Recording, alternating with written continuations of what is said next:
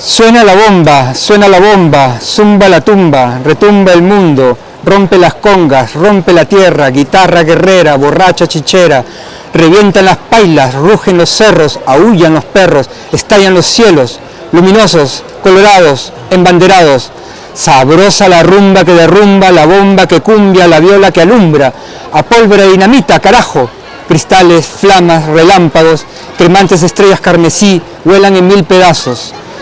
El coche que bomba, la comisaría que explota, las sirenas que rugen, las sirenas que lloran, las sirenas que siguen bailando, cimbreando sus caderas al son de la guitarra chichera que alegre nos cuenta sus penas y fostonea, ronronea, metrallea, guapea hasta que prende la mecha.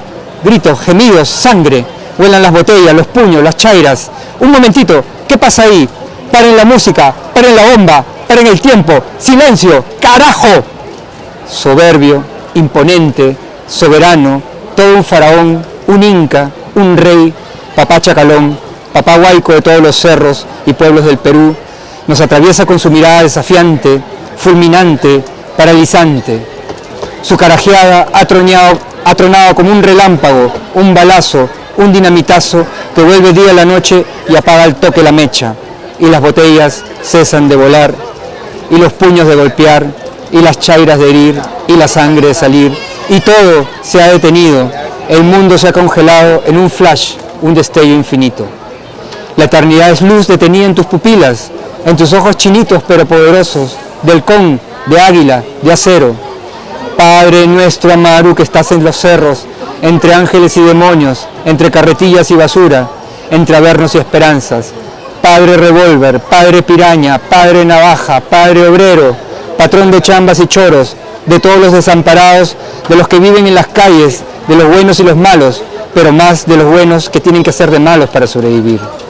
Apulindo, papalindo, perdónanos, susurra en nuestros oídos la paz y la dicha, vuelve ahora sí, vuelve a cantar, viento, vuelve a ser como ayer, vuelve de cabeza a la tierra, vuelve con tu voz a tu cuerpo, a la vida, a la fiesta, vuelve que hay que gozar, y si hay que sufrir y llorar, hay que sufrir y llorar gozando.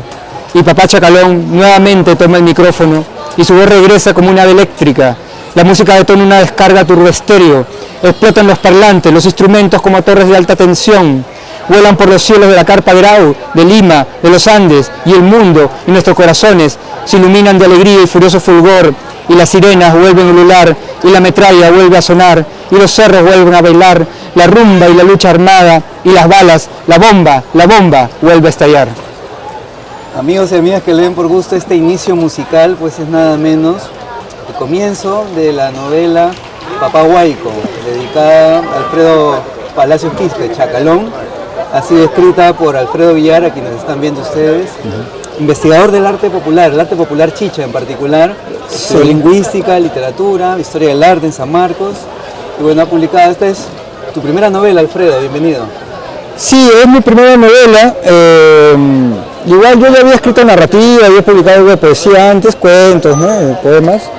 En realidad, esta novela fue empujada un poco por la publicación de Jaguar Chicha. Hace 2 años publiqué una gran crónica sobre la historia de la música tropical peruana, y en donde cada capítulo se iniciaba con una pequeña microficción. Entonces, escribir eso a mí me entusiasmó mucho, esas microficciones, y dije, ¿por qué no ya escribir una novela solo sobre Chacalón, ¿no? Y para eso, en realidad, fue recopilar y de alguna manera recordar todo este trabajo que durante más de 10 años, casi 15 años, tengo alrededor de la música y la cultura popular, trabajando con artistas callejeros, con músicos, con productores, con locutores de radio, haciéndome amigos de muchos de ellos y de alguna manera concentrándome ya no en la historia de la música tropical como un todo, sino de su personaje más emblemático, que es Chacalón. Para quienes están viendo Alfredo, bueno, nos encontramos en el stand del Fondo de Cultura Económica. El libro, la novela, ha sido publicado por el Fondo. Y este inicio musical, pues tan melódico, pero tan combinando los sonidos y las voces, y por momentos aparece la propia canción de Chacalón, Viento, ¿no? Haciendo honor precisamente a la historia de un cantante. Es como ese inicio, esa intro musical potente, pero que luego ya va a otro momento, a otro ritmo, ¿no? Presentando ya las voces de los personajes, ¿no? Y esa conjunción de voces es un relato coral en la medida que se traslada la voz a cada uno, claro, sus distintas formas de hablar, ¿no? Digo, es un reto construir así una novela. Sí, mira, en realidad para mí la parte más difícil fue encontrar el tono de los personajes más andinos, ¿no? El de la mamá, el del papá, el del cargador, de la parada. Entonces son idiolectos distintos, ¿no? Distintos estratos del habla del español andino, o también el lenguaje más más lumpen de los presos o del pájaro frutero que también habla, ¿no? En el cual, si tú te das cuenta, he usado jerga no de los 90, sino de la jerga de los años 70, ¿no?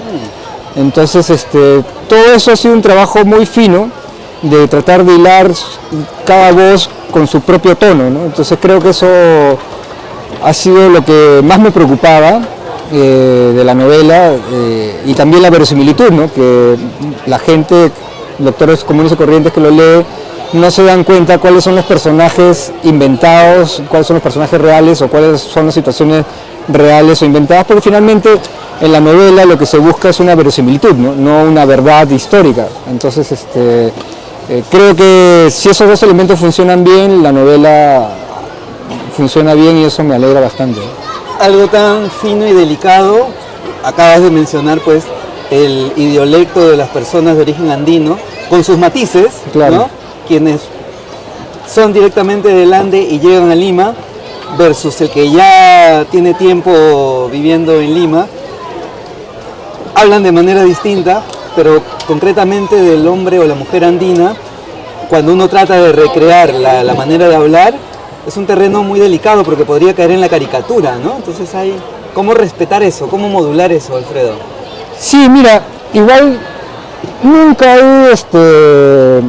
la recreación del habla o de la oralidad, siempre es un tema complicado, ¿no? Y nunca hay que hacerlo textualmente, ¿no? O sea, digamos, porque en la oralidad uno repite, regresa, ¿no? Entonces yo creo que Osvaldo Reynoso nos enseñó mucho de cómo conjugar la oralidad, la jerga con un lenguaje poético. Yo creo que Osvaldo es un gran referente también en la novela, ¿no? El proyecto de novela de Chacalón, ¿no? Porque podría uno enfrentarse o decir una biografía de Chacalón, personaje icónico de que se ha escrito y hay tantos reportajes circulando en internet. Escribir un libro que parte de su vida, porque los personajes aparecen con su nombre, Lorenzo, su hermano, la madre. Entonces, ¿en qué momento es que afirmas la necesidad de que sea una novela y no una biografía? ¿O consideras que es una biografía novelada de Chacalón? Mira, debe haber un 70% de hechos que son reales, históricos, y un 30% que son pura imaginación, ¿no? Personajes que nunca existieron, encuentros que nunca sucedieron. Pero la idea es no solo también transmitir la historia de Chacalón, sino transmitir la historia de una ciudad, ¿no?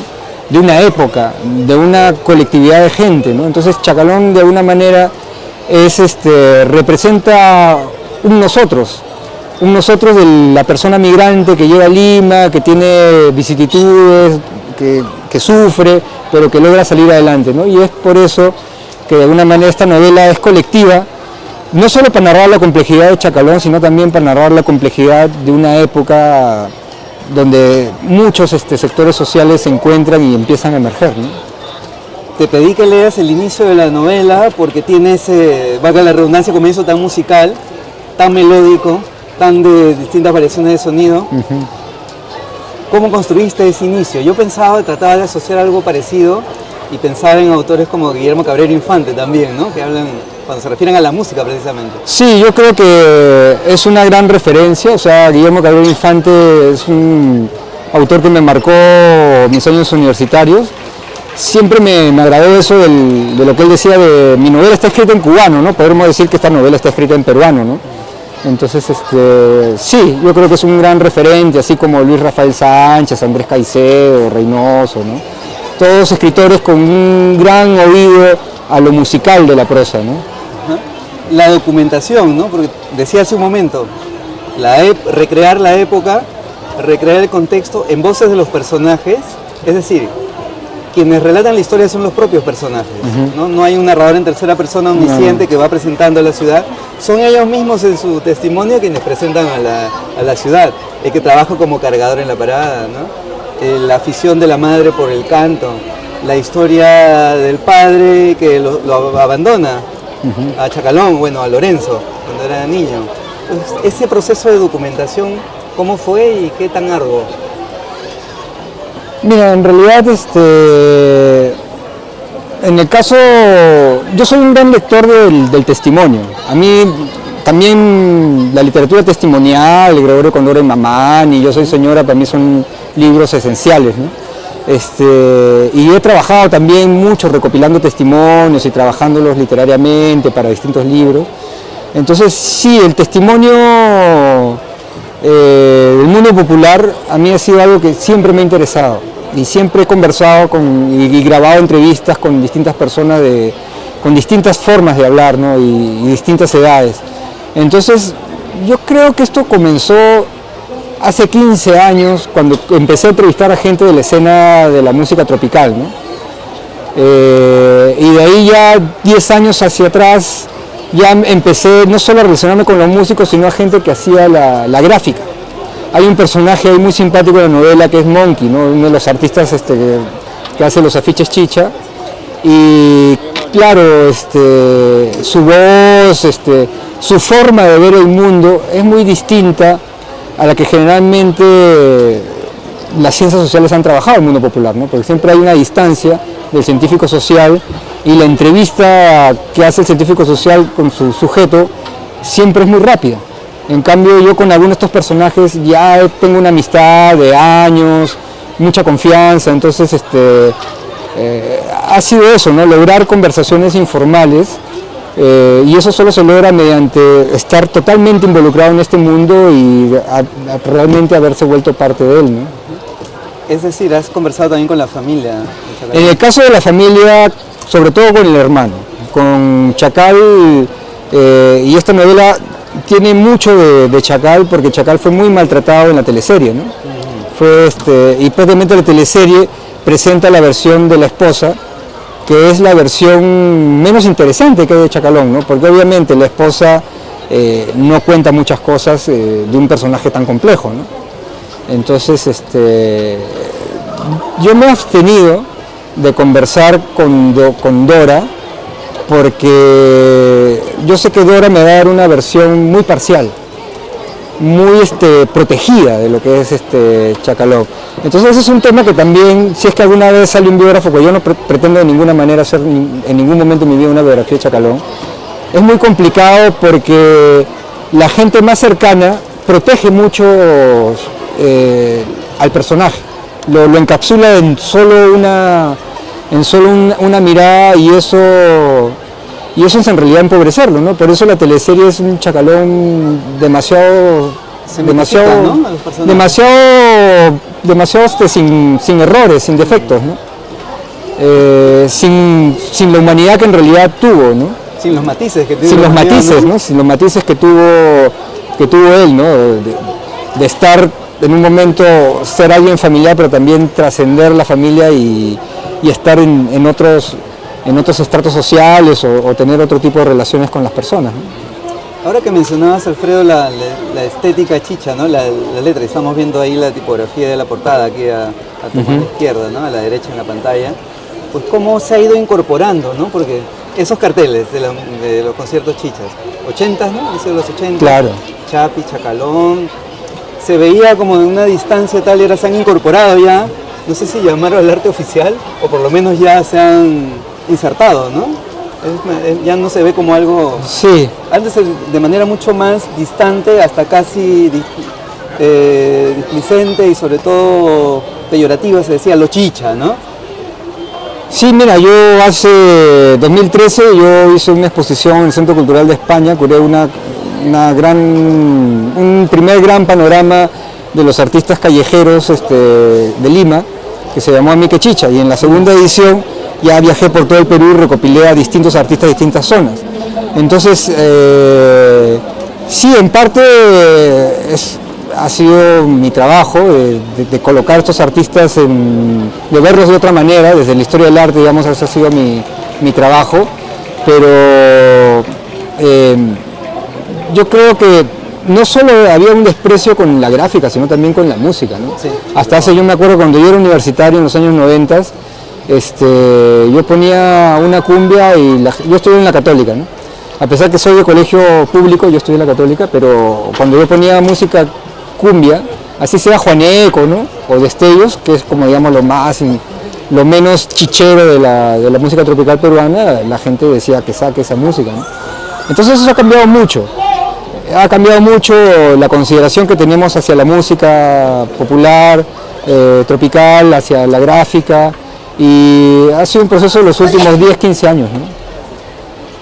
¿Qué representa Chacalón, Alfredo? Mira, Chacalón representa un momento histórico muy importante, que son los últimos 50 años del siglo XX, un momento en el cual la ciudad y la sociedad peruana se transformó para siempre. Representa su vida, representa también la vida de muchos peruanos, ¿no? Que llegan a esta ciudad, sufren mucho, padecen muchas vicisitudes, pero al final de alguna manera logran decir su voz y logran algún grado de éxito y felicidad, ¿no? Entonces esa lucha de Chacalón sigue siendo emblemática para muchas personas en el Perú, y es por eso que sigue siendo un personaje tan querido, tan amado y que ya ha trascendido el espacio de la música, ¿no? Yo creo que Chacalón ya es un héroe de la peruanidad. Va a ser un personaje que va a trascender el siglo XX, y creo que lo vamos a recordar siempre, ¿no? Por lo que representó y lo que representa y lo que representará, ¿no? Comentábamos hace un rato sobre las voces y el lenguaje, ¿no? La novela como género tiene posibilidades, ¿no? Por un lado plantear una estructura, por otro lado es que fluya y luego ir ordenando conforme se avance. Sí, claro. ¿No? ¿Cómo ha sido ese proceso de escritura y qué tanto hay de contención o de simple fluir en la novela? Sí, claro, cuando tú escribes una novela con tantos personajes, tú dejas fluir, ¿no? Lo que sí hay que corregir mucho, ¿no? Corregir mucho para que los tonos no se repitan, para afinar los interlectos. Entonces sí, ha sido un trabajo, quizás el primer machote se habrá escrito en 6 meses, y de ahí el resto ha sido corrección, ¿no? Y es igual, yo todavía le veo cosas que corregir, que pulir, ¿no? Pero sí, ha sido un trabajo sobre todo de corrección para que ese flujo de alguna manera se contenga, ¿no? Y en realidad los personajes, si tú te das cuenta, cada personaje de alguna manera te invita al siguiente, ¿no? Hay como una concatenación de sucesos, pero donde no lo hace un narrador externo, sino lo hacen los mismos personajes, ¿no? Un personaje te pasa al otro acontecimiento, y así creo que se ha logrado un ritmo interesante en la novela, ¿no? Es como si se pasaran la posta, ¿no? Claro, y en muchos casos es... El siguiente personaje va retomando desde su punto de vista lo que aconteció en el anterior. Lo pienso, por ejemplo, para quienes te están viendo y escuchando, el punto de vista de la madre cuando lo abandona el papá de Lorenzo. Claro. Y luego el punto de vista de él, ¿no? Entre comillas defendiéndose, en todo caso es las dos versiones, ¿no? Pero en su propia voz. Sí, entonces sí, hay mucho de eso en la novela, o sea, un personaje lleva a otro, y también los capítulos de alguna manera agrupan los temas, ¿no? O sea, el tema de la migración, la carpa Grau, la muerte, digamos, eso me ayudó un poco a estructurar la novela, ¿no? Muy particular, bueno, que en este caso este artefacto sea una novela. Hablaste de la exposición Amique Chicha. Claro, uno ve desde, valga la redundancia, desde lo visual, desde lo tipográfico, desde de los colores.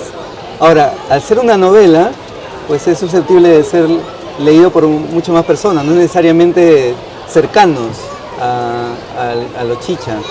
Como autor, te interesaría, imagino que gente relacionada, que estaba vinculada, migrantes, pero específicamente leyeran la novela. Sí, yo creo que esta es una novela que tiene guiños, ¿no? Para el lector educado, o sea, literario, o sea, obviamente, si tú has leído Ulises te vas a dar cuenta que hay un homenaje al capítulo final en la escena de Ahorita con Chacalón, ¿no? O sea, la escena de Molly Bloom está hasta con frases enteras del Ulises de Joyce. Entonces, hay muchas referencias ocultas, digamos, en la novela, pero a mí lo que siempre me ha interesado es cómo llevar eso a un plano entendible, ¿no? A un plano popular, a un plano sencillo, ¿no? Entonces es una novela que tiene muchos juegos con el lector y por lo que me han dicho los lectores no literarios, o sea, lectores digamos de a pie, que no son necesariamente lectores de literatura, de alguna manera la novela los atrapa gracias al recurso de lo musical que es. Entonces, creo que es una novela, a mí me sorprende que nadie lo haya escrito antes, quizás se necesitaba alguien que pudiera estar entre los dos mundos, o sea, no necesariamente un testimoniante directo del mundo popular, pero alguien que sí se haya durante varios años comprometido con estos personajes, con esta gente, con este universo y lo conociera de primera mano. Entonces, por eso para mí ha sido muy fácil en realidad la redacción de estas voces que ya había conocido durante muchos años, y lo más complicado ha sido, digamos, la elaboración literaria, el pulir cada testimonio, el darles un orden, ¿no? Pero sí, yo creo que es una novela que fluye muy bien, ¿no? Yo diría, bueno, para quienes están viendo y nos están escuchando, que es una novela musical. Sí, esa obviamente. musicalidad radica en las voces de los personajes. Sí. Y que tenía que hacerle honor porque es un cantante, ¿no? Digamos, para partir de este guiño, personaje, historia, y claro, está contexto histórico también social de la migración a Lima, pero esa sonoridad creo que era indiscutible, indesligable, digo. Sí, o sea, yo creo que una novela como la de Chacalón tenía que escribirse de una manera musical, ¿no? Y por eso hay las referencias también a la literatura cubana, a Gabriel Infante, ¿no? Que tú también has mencionado, ¿no? Bien, Alfredo, quisiera que cerremos pues al estilo de la página. Te comentaba esta sección de los 5 libros favoritos. Se trata de conocerte como lector. Si pudieras hablar de 5 libros, ¿cuáles serían? Mira, en el caso de Papá Huayco te voy a recomendar 5 libros que de alguna manera tienen mucha influencia en esta novela, ¿no? Obviamente Tres Tristes Tigres, de Gabriel Infante, la Guaracha del Macho Camacho, de Ruiz Rafael Sánchez, este escritor puertorriqueño, El Escarabajo y el Hombre, de Reynoso, quizás la primera novela chicha en el Perú, a cada rato en El Escarabajo y el Hombre. Tiene un paralelo con Tres Tristes Tigres de 3 personajes que van por la noche tropical limeña, que viva la música Andrés Caicedo, y podría decir, no sé si, o podría ser La Casa de Cartón, o podría ser Carburetor Dan de Lester Vance, que era un escritor norteamericano de crítica de rock, pero que también mezclaba sus crónicas de rock con mucha literatura, ¿no? Muchas gracias, Alfredo, felicitaciones por esta novela, imagino que vendrán muchas más. Sí, lo importante es que llegue a un público más allá del público literario, que es el que me está interesando mucho, ¿no? Hacer una verdadera literatura popular. Gracias, Alfredo, felicitaciones otra vez. No, gracias a ti. También a quienes nos han seguido, hasta la próxima.